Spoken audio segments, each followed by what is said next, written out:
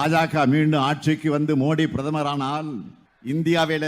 ஜனநாயகம் இருக்காது, நாடாளுமன்றத்தில் விவாதம் இருக்காது, அரசியல் அமைப்பு சட்டம் அடியோடு மாற்றப்படும், தேர்தல் ஜனநாயகம் குழி தோண்டி புதைக்கப்படும், மாநில அரசுகள் முனிசிபாலிட்டிகளாக மாற்றப்படும், ஆளுநர்களை வச்சு போட்டி அரசாங்கம் நடத்தப்படும், நாடெங்கும் மதவெறி தலைவிரித்தாடும், மத கலவரத்தில் ஈடுபடுகிறவர்களை தேச தியாகிகளாக போற்றுவாங்க, அனைத்து மக்களும் சகோதர சகோதரிகளாக வாழ்கிறோமே அப்படிப்பட்ட நம்ம பிளவுபடுத்துவாங்க, வேற்றுமைகளும் அடிமைத்தனமும் நிறைந்த சமூகத்தை மீண்டும் உருவாக்குவாங்க, நம்முடைய குழந்தைகளுடைய படிப்பை பறிப்பாங்க, மக்களை சிந்திக்க விட மாட்டாங்க, பொய்களையே வரலாறாக எழுதுவாங்க,